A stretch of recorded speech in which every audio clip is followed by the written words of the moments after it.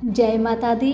मेरे सभी प्यारे दोस्तों, मैं लक्ष्मी शर्मा बड़ों को चरण स्पर्श, छोटों को प्यार और बराबर वालों को दिल से नमस्कार करती हूँ।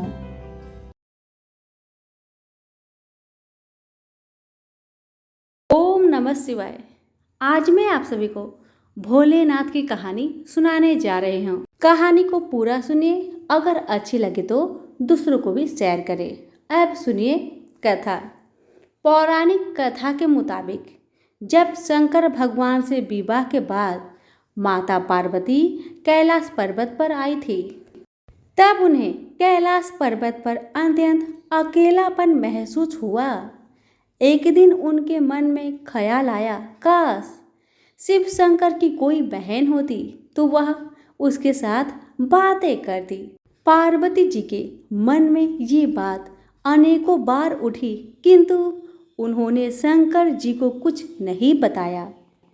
हालांकि माता पार्वती को परेशान देखकर एक बार भोलेनाथ ने पूछा भी था कि कैलाश में कोई समस्या है तो मुझे बताइए देवी।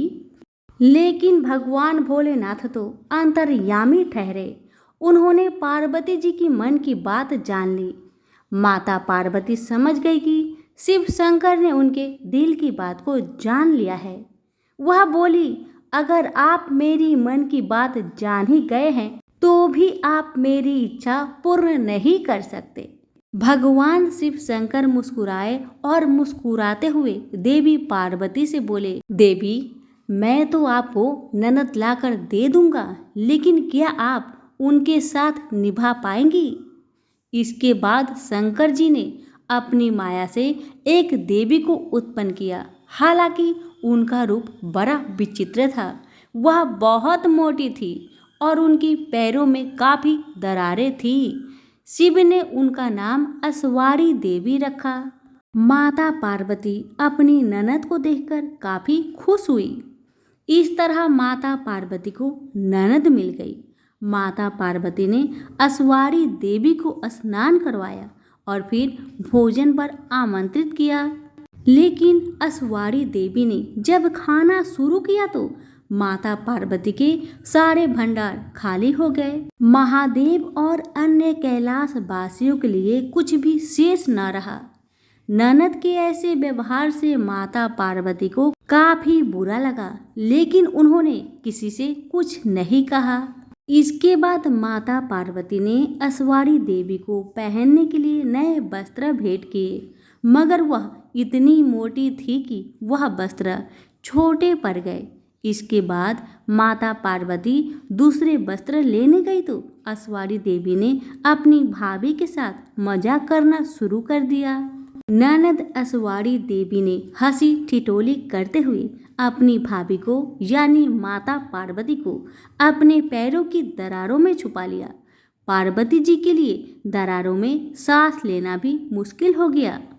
उसी समय उधर से शंकर जी माता पार्वती को खोजते हुए आ गए और अस्वारी देवी से बोले, आपको मालूम है क्या पार्वती जी कहाँ है?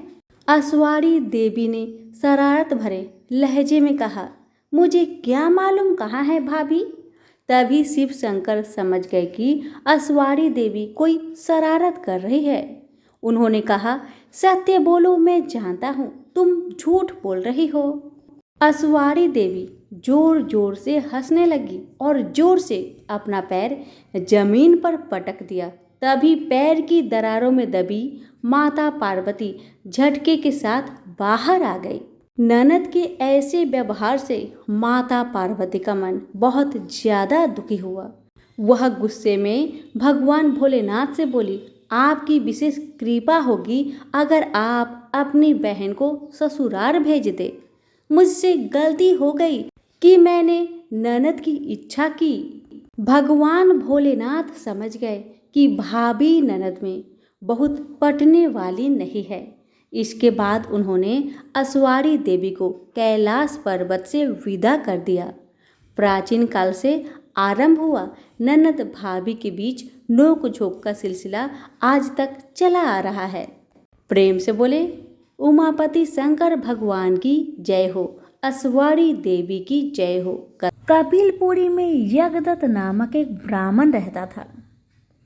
उसे एक पुत्र उत्पन्न हुआ जिसका नाम उसने गुणनिधि रखा।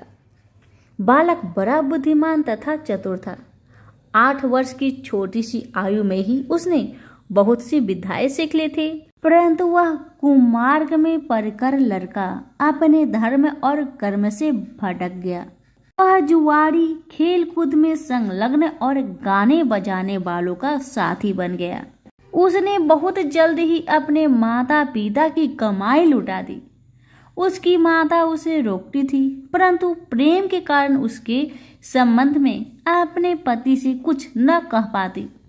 पुत्र चाहे जितना भी बुरा हो, परंतु माता कभी उसका बुरा नहीं चाहती थी। यज्ञदत्त जब कभी भी घर आकर अपनी पत्नी से गुणनिधि के बारे में पूछता कि इस समय गुणनिधि कहाँ है, तो वह हमेशा झूठ बोल देती। गुणनिधि बाहर गया है, या फिर स्नान कर रहा है, या फिर देव मंदिर में बैठकर भगवान का पूजा कर रहा होगा। और असली भेद न जानते हुए उसने गृह सूत्र के अनुसार गुणनिधि का विवाह भी कर दिया। विवाह हो जाने के पश्चात यज्ञदत्त की पत्नी सदा पुत्र को समझाती कि तुम्हारे पिता बड़े महात्मा हैं, जब उनको तुम्हारे बारे में मालूम होगा तो इसके लिए तुम्हें और मुझे दोनों को दंड देंगे। तुम्हारा कुल बड़ा पवित्र है, फिर तुम यह बुरे काम क्यों करते हो? मेरे बच्चे, तुम्हारा कल्याण इन बुरे कर्मों को छोड़ देने में ही है। परंतु गुणनिधि पर माँ के समझाने का कुछ भी प्रभाव नहीं पड़ा। एक दिन उसने पिता की अंगूठी चुराकर किसी जुआरी को दे दी। जब यज्ञदत्त ने उस जुआरी से पूछा कि अंगूठी उसके हाथ में कैसे आई, तो जुआरी ने यज्ञदत्त से कहा कि उसने अंगूठी नहीं चुराई। यज्ञदत्त ने जुआरी की बात सुनकर कहा, सुनो लल्ला, यह अंगूठी मेरी है और मुझे राजा के यहाँ से मिली है। तुम झूठ बोलकर इसे अपनी ना बताओ, परंतु यह बताओ कि यह अंगूठी तुम्हारे पास कैसे आई है। यज्ञदत्त की बात सुनकर जुआरी को क्रोध आ गया। उसने गरज कर कहा, जो सच सुनना चाहते हो तो ध्यानपूर्वक सुनो।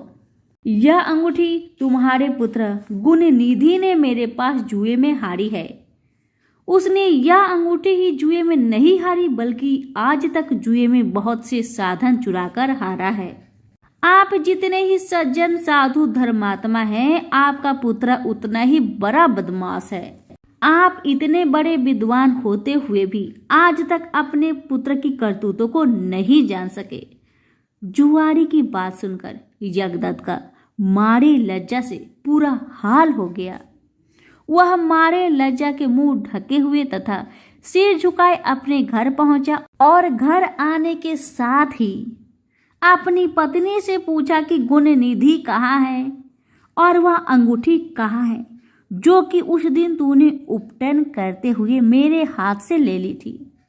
यज्ञदत्त की बात सुनकर उसकी पत्नी ने उत्तर दिया, वह अंगूठी मैंने कहीं रख दी थी, अब मुझे याद नहीं आ रहा कि कहाँ रखी थी। स्त्री की बात सुनकर यज्ञदत्त ने कहा, तुम झूठी हो। जब कभी मैंने तुमसे गुणनिधि के बारे में पूछा है, तुमने मुझे बात बनाकर टालने की कोशिश की है। अच्छा, तुम अंगूठी की बात जाने दो और मुझे बताओ कि घर का अन्य बहुमूल्य सामान कहाँ है। न जाने मेरे किन पापों के कारण मेरे यहाँ ऐसा पुत्र उत्पन्न हुआ है। फिर जब उसने घर की दूसरी कीमती सामान देखा तो मालूम हुआ कि सभी बहुमूल्य वस्तुएं गायब थी।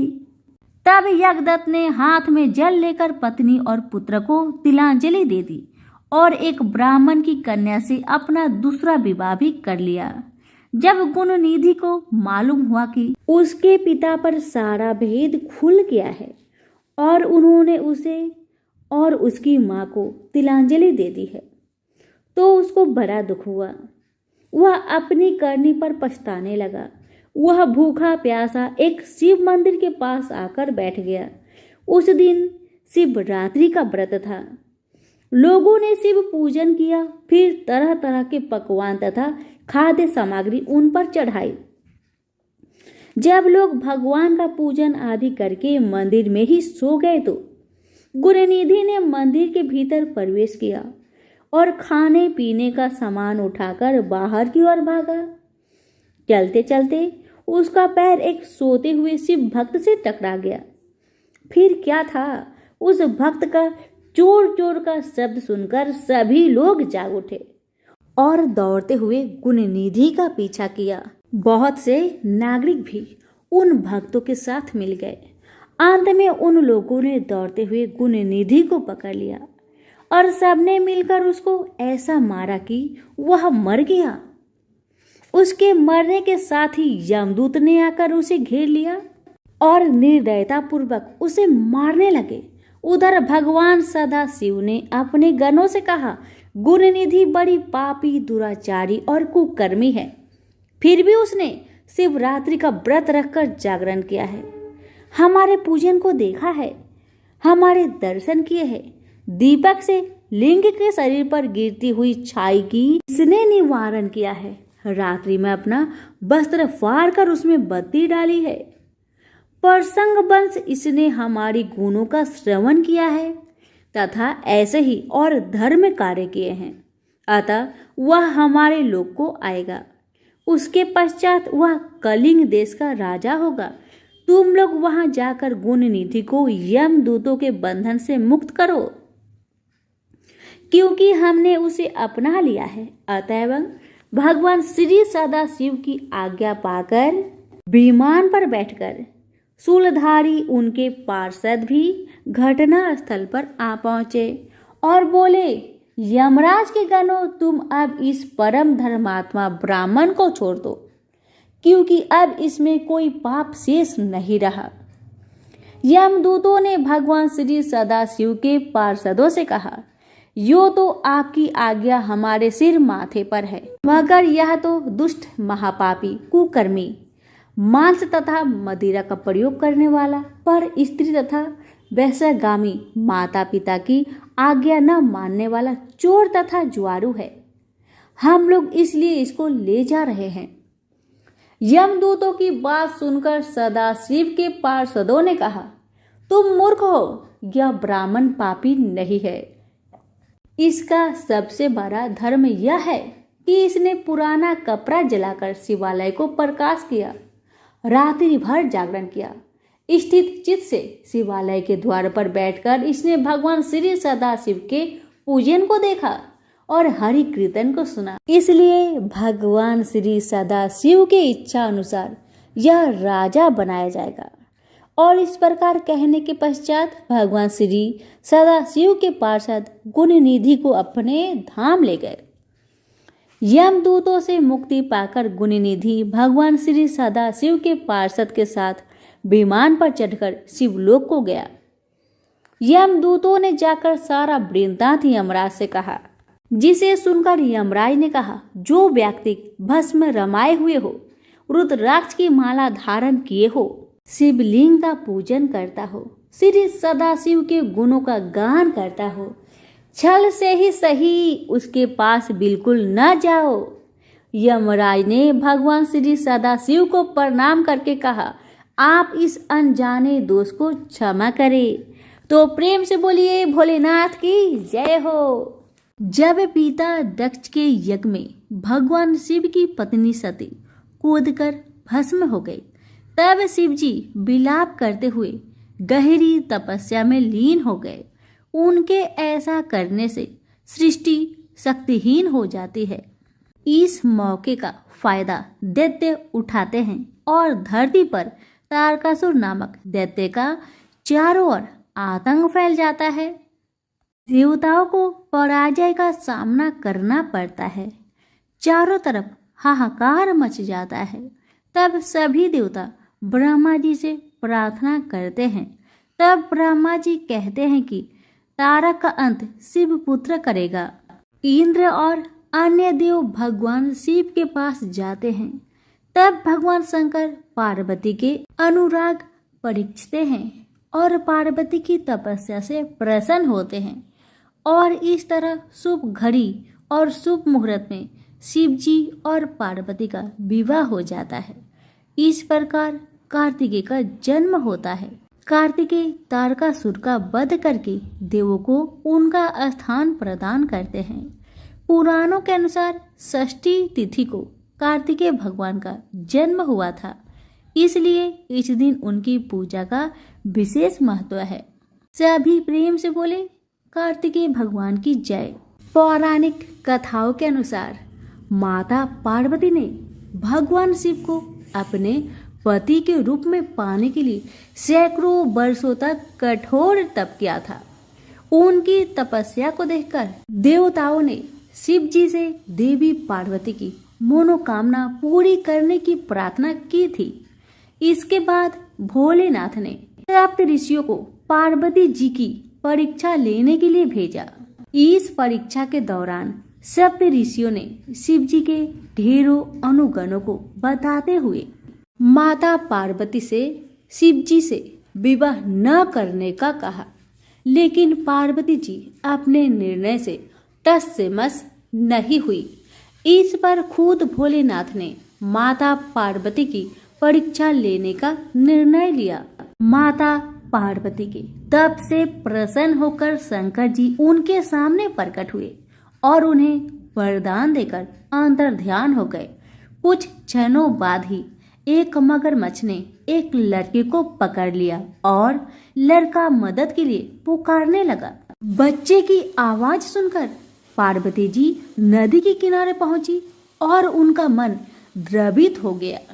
इस बीच लड़के ने माता पार्वती को देखकर कहा कि मेरी न माँ है न बाप न कोई मित्र ही है, माता आप ही मेरे रक्षा करे।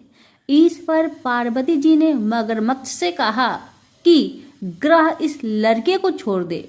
इस पर मगरमच्छ ने कहा कि दिन के छठे पहर जो भी मुझे मिलता है उसे आहार बनाना मेरा नियम है। पार्वती जी के विनती करने पर मगरमच्छ ने लड़के को छोड़ने के बदले में पार्वती जी के तरफ से प्राप्त वरदान का पुण्य फल मांग लिया। इस पर पार्वती जी तैयार हो गई। मगरमच्छ ने बालक को छोड़ दिया और तेजस्वी बन गया। अपने तप का फल दान करने के बाद पार्वती जी ने बालक को बचा लिया और एक बार फिर भोलेनाथ को प्रसन्न करने के लिए तप करने बैठ गई। इस पर भोलेनाथ दोबारा प्रकट हुए और पूछा कि तुम अब क्यों तप कर रही हो? मैंने तुम्हें पहले ही मन मांगा दान दे दिया है। इस पर पार्वती जी ने अपने तप का फल दान करने की बात कही। इस पर शिव जी प्रसन्न होकर बोले, मगरमच्छ और लड़के के दोनों स्वरूप में मैं ही था। मैं तुम्हारी परीक्षा ले रहा था कि तुम्हारा चित्त प्राणी मात्र में अपने सुख दुख का अनुभव करता है या नहीं। तुम्हारी परीक्षा लेने के लिए ही मैंने ये लीला रचाई थी। अनेकों रूप में दिखने वाला मैं ही एक सत्य हूँ। अनेक शरीरों में नजर आने वाला मैं निर्विकार हूँ। इस तरह पार्वती जी शिव जी की परीक्षा में उत्तीर्ण हुई और उनकी अर्धांगिनी बनी। तो सभी प्रेम से बोलिए उमापति शंकर की जय। पौराणिक कथाओं के अनुसार भगवान शिव बिना किसी वाहन के ही संपूर्ण संसार में वितरण करते थे। एक दिन जब वह जगत में विहार कर रहे थे तो यम ने उन्हें देखा। उनके मन में यह बात आई कि वह भोलेनाथ के वाहन बन जाए, लेकिन यह इतना सहज नहीं था। तो उन्होंने शिव को प्रसन्न करने के लिए कठिन तप किया। यम के तप से शिव शंभु प्रसन्न हुए और उन्होंने यम को बैल रूप में अपना वाहन बनाना स्वीकार किया। भोलेनाथ ने बैल रूप को इसलिए चुना क्योंकि बैल अत्यंत भोला होता है। उनके मन में किसी भी प्रकार का छल कपट नहीं होता। यही वजह है कि भोले बाबा ने बैल यानी कि नंदी को अपना वाहन नियुक्त किया। यही नहीं, शिव जी ने नंदी को अपना प्रधान सेनापति भी बनाया। कहा जाता है कि भगवान शिव की सेना नंदी बाबा के कहने पर ही चलती है। सभी प्रेम से बोले शिव शंकर की जय। पौराणिक कथाओं के अनुसार पुरातन काल में एक शिलाद नाम के एक ऋषि हुए जो कि पूर्ण रूप से प्रभु की पूजा में लीन रहने लगे थे। ऐसे में परिवार के लोगों को उनके वंश की चिंता हुई। यह परेशानी लेकर सभी उनके पास पहुंचे और गृहस्थ जीवन में वापस आने का निवेदन किया। हालांकि वह नहीं माने, लेकिन उन्होंने जन्म मृत्यु से परे संतान प्राप्ति के लिए देवराज इंद्र की पूजा की। इंद्र प्रसन्न हुए तो लेकिन ऐसी संतान का आशीर्वाद देने में असमर्थता जाहिर की। जब इंद्र देव से इच्छा मुताबिक संतान प्राप्ति का आशीर्वाद नहीं मिला तो शिलाद मुनि ने शिव की पूजा की। उनके कठोर तप से शिव अत्यंत प्रसन्न हुए और स्वयं उनकी संतान के रूप में जन्म लेने की बात कही। कथा मिलती है कि एक दिन शिलाद मुनि खेत जोत रहे थे, तब उसी भूमि पर उन्हें एक बालक मिला। वह उसे घर ले आए और उसका नाम नंदी रखा। भगवान भोलेनाथ ने मित्र और वरुण नाम के दो मुनियों को नंदी के पास भेजा। उन्होंने नंदी को बताया कि वह अल्प आयु है। यह सुनकर नंदी बाबा वन में चले गए और महादेव की पूजा अर्चना करने लगे। उनकी पूजा से भोलेनाथ प्रसन्न हुए और नंदी को मृत्यु भय से मुक्त अजर अमर होने का आशीर्वाद दिया। इसके अलावा गणों के अधिपति के रूप में भी नियुक्त किया। कथा मिलती है कि जब असुरों और देवताओं के बीच समुद्र मंथन चल रहा था और उसमें से विष निकला था तो उसे शिव ने धारण किया था, लेकिन विषपान के दौरान कुछ बूंदें जमीन पर गिर गई थी और उन्हें नंदी ने अपने जीभ से चाट लिया था। नंदी के इस भाव पर भोले अत्यंत प्रसन्न हुए। इसके बाद भगवान ने नंदी को अपने सबसे बड़े भक्त की उपाधि दी। साथ ही उन्होंने कहा कि जो शक्तियां उनकी है वह नंदी की भी है। भोलेनाथ की कृपा पाने को ज्ञान स्वरूप तप और विष की बूंदे को चाटने की पवित्रता नंदी बाबा की महिमा को और भी बढ़ा देती है। भोले बाबा ने नंदी को यह आशीर्वाद दिया था कि उनकी पूजा से पहले नंदी की पूजा की जाएगी। यही वजह है कि हर शिवालय में नंदी बाबा की मूर्ति जरूर होती है। यही नहीं, यह भी मान्यता है कि यदि आपको भोलेनाथ से कुछ मांगना है और अपने नंदी बाबा के कानों में सच्ची श्रद्धा, पवित्रता और अटूट निष्ठा से अपनी बात कह दी तो वह भोलेनाथ तक जरूर अर्जी पहुंचा देते हैं। यही नहीं, शिव जी भी मुराद पूरी कर देते हैं। सभी प्रेम से बोले भोलेनाथ की जय हो। उमापति शंकर भगवान और गणेश जी की कहानी। कहते हैं कि एक घने जंगल में शिशु गणेश को माता पार्वती छोड़कर चली गई। उस जंगल में हिंसक जीव ही घूमते रहते थे। वहां कभी कभार ऋषि मुनि भी उस जंगल से गुजरते थे। उस भयानक जंगल में एक सियार ने उस शिशु को देखा और वह उसके पास जाने लगा। तभी उसी समय ही वहां से ऋषि वेद व्यास जी के पिता पराशर मुनि गुजर रहे थे और उनकी दृष्टि उस अबोध बालक पर पड़ी और उन्होंने देखा कि एक सियार भी उस शिशु की ओर धीरे धीरे आ रहा है। पहले तो पराशर मुनि ने सोचा कि कहीं यह इंद्र का कोई खेल या माया तो नहीं जो मेरा तप भंग करना चाहता हो। यह सोचते हुए महर्षि पराशर तेजी से शिशु की ओर बढ़े और यह देखकर वह सियार अपनी जगह पर ही रुक गया और फिर चुपचाप ही वन में कहीं गुम हो गया। महर्षि पराशर ने उस बालक को ध्यान से देखा। उसकी 4 भुजाएं थी, रक्त वर्ण और गज वंदन था, सुंदर वस्त्र पहन रखे थे। तब उन्होंने उसके छोटे छोटे चरणों को देखा तो उस पर ध्वज, अंकुश और कमल की रेखाएं स्पष्ट नजर आ रही थी। यह देखकर महर्षि के शरीर में रोमांच हो आया और वो समझ गए कि यह कोई साधारण बालक नहीं बल्कि स्वयं प्रभु थे। तब उन्होंने शिशु के चरणों में अपना मस्तक रख दिया और वे खुद को भाग्यशाली समझने लगे। वे उस शिशु को लेकर अपने आश्रम चले गए। उनकी पत्नी बत्सला ने जब महर्षि के हाथों में एक नन्हे बालक को देखा तो पूछा, यह आपको कहाँ से मिला? महर्षि ने कहा कि यह जंगल के एक सरोवर के तट पर पड़ा था। लगता है कि को क्रूर हृदय अभागा इसे वहां छोड़ गया है। बत्सला शिशु को देखकर बहुत प्रसन्न हुई। तब पराशर ने अपनी पत्नी को समझाया कि यह साक्षात त्रिलोकीनाथ है। यह हमारा उद्धार करने के लिए आए हैं। यह वचन सुनकर बत्सला रोमांचित हो गई। दोनों ने मिलकर गणेश का पालन पोषण किया। कहते हैं कि भगवान श्री गणपति ने कृत युग में कश्यप व आदिति के यहाँ श्री अवतार महोत्कट विनायक नाम से जन्म लिया। इस अवतार में गणपति ने देवतांतक व नरात्मक नामक राक्षसों का संहार कर धर्म की स्थापना की व अपने अवतार की समाधि की। त्रेता युग में गणपति ने उमा के गर्भ से भाद्रपद शुक्ल चतुर्थी के दिन जन्म लिया था और उन्हें गणेश नाम दिया गया। इस अवतार में गणपति ने सिंधु नामक दैत्य का विनाश किया।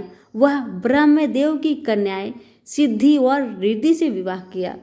द्वापर युग में गणपति ने पुनः पार्वती की गर्भ से जन्म लिया। वह गणेश कहलाए, परंतु गणेश के जन्म के बाद किसी कारणवश पार्वती ने उन्हें जंगल में छोड़ दिया, जहां पर पराशर मुनि ने उनका पालन पोषण किया। इन्हीं गणेश ने ही ऋषि वेद व्यास के कहने पर महाभारत लिखी थी। इस अवतार में गणेश ने सिंदूरासुर का वध करके उसके द्वारा कैद किए अनेक राजाओं व वीरों को मुक्त करवाया था। इसी अवतार में गणेश ने वरण्य नामक अपने भक्त को गणेश गीता के रूप में साक्षात्व तत्व ज्ञान का उपदेश दिया। ऐसा भी कहा जाता है कि वे महिष्मति वैरण्य के पुत्र थे। कुरूप होने के कारण उन्हें जंगल में छोड़ दिया गया था। कथा समाप्त हुई। प्रेम से बोलिए गणेश महाराज की जय हो, उमापति शंकर भगवान की जय हो। एक समय की बात है, काशी निवासी धनंजय की पत्नी का नाम सुलक्षणा था। उसे अन्य सब सुख प्राप्त थे, केवल निर्धनता ही उसके दुख का कारण था। यह दुख उसे हर समय सताता था। एक दिन सुलक्षणा पति से बोली, स्वामी आप कुछ उद्यम करो तो काम चले, इस प्रकार कब तक काम चलेगा। सुलक्षणा की बात धनंजय के मन में बैठ गया और वह उसी दिन विश्वनाथ शंकर जी को प्रसन्न करने के लिए बैठ गया और कहने लगा, हे देवाधिदेव विश्वेश्वर, मुझे पूजा पाठ कुछ नहीं आता, केवल आपके भरोसे बैठा हूँ। इतनी विनती करके वह 2-3 दिन भूखा प्यासा बैठा रहा। यह देखकर भगवान शंकर ने उसके कान में अन्नपूर्णा अन्नपूर्णा अन्नपूर्णा इस प्रकार 3 बार कहा। यह कौन क्या कह गया? इसी सोच में धनंजय पड़ गया कि मंदिर से आते जाते ब्राह्मण को देखकर पूछने लगा, पंडित जी अन्नपूर्णा कौन है? ब्राह्मणों ने कहा, तू अन्न छोड़कर बैठा है, सो तुझे अन्न की ही बात सूझती है, जा घर जाकर अन्न ग्रहण कर। धनंजय घर गया, स्त्री से सारी बात कही। वह बोली, नाथ आप चिंता ना करें, स्वयं शंकर जी ने यह मंत्र आपको दिया है, वे स्वयं ही खुलासा करेंगे, आप फिर जाकर उनकी आराधना करें। धनंजय फिर जैसा का तैसा पूजा में बैठ गया। रात्रि में शंकर जी ने आज्ञा दी, कहा तू पूर्व दिशा में चला जा, वह अन्नपूर्णा का नाम जपता जाता और रास्ते में फल खाता, झरनों का पानी पीता जाता। इसी प्रकार कितने ही दिनों तक चलता गया। वहां उसे चांदी सी चमकती वन की शोभा दिखने में आई। सुंदर सरोवर दिखने में या उसके किनारे कितनी ही अप्सराएं झुंड बनाए बैठी थी और सब माँ अन्नपूर्णा इस प्रकार बार बार कहती थी। यह अगहन मास की उजेली रात्रि थी और आज से ही व्रत का ये आरंभ था। जिस शब्द की खोज करके वह निकला था वह उसे वहां सुनने को मिला। धनंजय ने उनके पास जाकर पूछा, हे देवियों, आप यह क्या कर रही हो? उन सब ने कहा, हम सब माँ अन्नपूर्णा का व्रत करते हैं। व्रत करने से क्या होता है? यह किसी ने किया भी है? इसे कब किया जाए? कैसा व्रत है और कैसी विधि है? मुझे भी कहो। वे कहने लगी, इस व्रत को सब कोई कर सकता है। 21 दिन तक के लिए 21 गांठ का सूत लेना चाहिए। 21 दिन या दिन ना बने तो एक दिन उपवास करे, या भी ना बने तो केवल कथा सुनकर प्रसाद ले। निराहार रहकर कथा कहे, कथा सुनने वाला कोई ना मिले तो पीपल के पत्तों को रख, सुपारी या घृत कुमारी वृक्ष को सामने कर, दीपक को साक्षी कर, सूर्य, गाय, तुलसी या महादेव को बिना कथा सुनाए मुख में दाना न डाले। यदि भूल से कुछ पड़ जाए तो एक दिवस फिर उपवास करे। व्रत के दिन क्रोध ना करे और झूठ ना बोले। धनंजय बोला, इस व्रत के करने से क्या होगा? वे कहने लगी, इसके करने से अंधों को नेत्र मिले, लूलों को हाथ मिले, निर्धन के घर धन आए, बाझिन को संतान मिले, मूर्खों को विद्या आए। जो जिस कामना से व्रत करे माँ उसकी इच्छा पूरी करती है। वह कहने लगा, बहनों, मेरे भी धन नहीं है, विद्या नहीं है, कुछ भी तो नहीं है। मैं तो दुखिया ब्राह्मण हूँ, मुझे इस व्रत का सूत दोगी? हाँ भाई, तेरा कल्याण हो, तुझे देगी। ले, इस व्रत का मंगल सूत्र ले। धनंजय ने व्रत किया। व्रत पूरा हुआ तभी सरोवर में से 21 खंड की स्वर्ण सीढ़ी हीरा मोती जड़ी प्रकट हुई। धनंजय जय अन्नपूर्णा अन्नपूर्णा कहता जाता था। इस प्रकार कितनी ही सीढ़ियां उतर गया तो क्या दिखता है कि करोड़ों सूर्य से प्रकाशमान अन्नपूर्णा माँ का मंदिर है। उसके सामने स्वर्ण सिंहासन पर माता अन्नपूर्णा विराजमान है। सामने भिक्षा हेतु शंकर भगवान खड़े हैं। देवगनाएं चंवर डुलाती है। कितनी ही हथियार बांधे पहरा देती है। धनंजय दौड़कर जगदम्बा के चरणों में गिर गया। देवी उसकी मन का कलेश जान गई। धनंजय कहने लगा, माता, आप तो अंतर्यामिनी हो, आपको अपनी दशा क्या बताऊं? माता बोली, मेरा व्रत किया है, जा, संसार तेरा सत्कार करेगा। माता ने धनंजय की जिह्वा पर बीज मंत्र लिख दिया।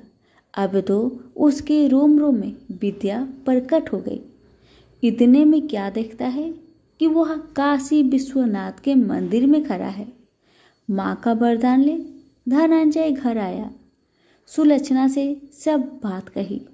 माता जी की कृपा से उसके घर में संपत्ति उमड़ने लगी। छोटा सा घर बहुत बड़ा गिना जाने लगा। जैसे शहद के पत्तों में मक्खियाँ जमा होती है, उसी प्रकार उनके सगे संबंधी आकर उसकी बड़ाई करने लगे। कहने लगे, इतना धन और इतना बड़ा घर, सुंदर संतान नहीं हो तो इस कमाई का कौन भोग करेगा? सुलक्षणा से संतान नहीं है, इसलिए तुम दूसरा विवाह करो। अनिच्छा होते हुए भी धनंजय को दूसरा विवाह करना पड़ा और सती सुलक्षणा को सौत का दुख उठाना पड़ा। इस प्रकार दिन बीतते गया। फिर अगहन मास आया। नए बंधन से बंधे पति से सुलक्षणा ने कहलाया कि हम व्रत के प्रभाव से सुखी हुए हैं, इस कारण यह व्रत छोड़ना नहीं चाहिए। यह माता जी का प्रताप है जो हम इतने संपन्न और सुखी है। सुलक्षणा की बात सुन धनंजय उसके यहाँ आया और व्रत में बैठ गया। नई बहू को इस व्रत की खबर नहीं थी। वह धनंजय की आने की राह देख रही थी। दिन बीतते गए और व्रत पूर्ण होने में 3 दिवस बाकी थे कि नई बहू को खबर पड़ी। उसके मन में ईर्ष्या की ज्वाला दहक रही थी। सुलक्षणा के घर आ पहुंची और उसने वहां भगदड़ मचा दी। वह धनंजय को अपने साथ ले गई। नए घर में धनंजय को थोड़ी देर के लिए निंद्रा ने आ दबाया। इसी समय नई बहू ने उसका व्रत का सूत तोड़कर आग में फेंक दिया। अब तो माता जी का कोप जाग गया। घर में अकस्मात आग लग गई। सब कुछ जलकर खाक हो गया। सुलक्षणा जान गई और पति को फिर अपने घर ले आई। नई बहू उठकर पिता के घर जा बैठी। पति को परमेश्वर मानने वाली सुलक्षणा बोली, नाथ घबराना नहीं, माता जी की कृपा अलौकिक है। पुत्र कुपुत्र हो जाता है और माता कुमाता नहीं होती। अब आप श्रद्धा और भक्ति से आराधना शुरू करो, वे जरूर हमारा कल्याण करेगी। धनंजय फिर माता के पीछे पड़ गया। फिर वही सरोवर सीढ़ी पर कट हुई। उसमें माँ अन्नपूर्णा कहकर वह उतर गया। वहां जा माता जी के चरणों में रुदन करने लगा। माता प्रसन्न हो बोली, यह मेरी स्वर्ण की मूर्ति ले, उसकी पूजा करना, तू फिर सुखी हो जाएगा। जा, तुझे मेरा आशीर्वाद है। तेरी स्त्री सुलक्षणा ने श्रद्धा से मेरा व्रत किया है, उसे मैंने पुत्र दिया है। धनंजय ने आंखें खोली तो खुद को काशी विश्वनाथ के मंदिर में खड़ा पाया। वहां से फिर उसी प्रकार घर को आया। इधर सुलक्षणा के दिन चढ़े और महीने पूरे होते ही पुत्र का जन्म हुआ। गांव में आश्चर्य की लहर दौड़ गई। मानता आने लगा। इस प्रकार उसी गांव के निसंतान सेठ के पुत्र होने पर उसने माता अन्नपूर्णा का मंदिर बनवा दिया। उसमें माता जी धूमधाम से पधारी, यज्ञ किया और धनंजय को मंदिर का आचार्य का पद दे दिया। जीविका के लिए मंदिर की दक्षिणा और रहने के लिए बड़ा सा सुंदर भवन दिया। धनंजय स्त्री पुत्र सहित वहां रहने लगा। माता जी की चढ़ावे में भरपूर आमदनी होने लगी। उधर नई बहू के पिता के घर डाका पड़ा, सब लूट गया। वे भीख मांगकर पेट भरने लगे। सुलक्षणा ने यह सुना तो उन्हें बुलावा भेजा, अलग घर में रख लिया और उनके अन्न वस्त्र का प्रबंध कर दिया। धनंजय, सुलक्षणा और उसका पुत्र माता जी की कृपा से आनंद से रहने लगे। माता जी ने जैसे इनके भंडार भरे वैसे सबके भंडार भरे। प्रेम से बोलिए, अन्नपूर्णा माता की जय हो, काशी विश्वनाथ की जय हो। कथा अच्छी लगे तो लाइक शेयर करना ना भूले। धन्यवाद।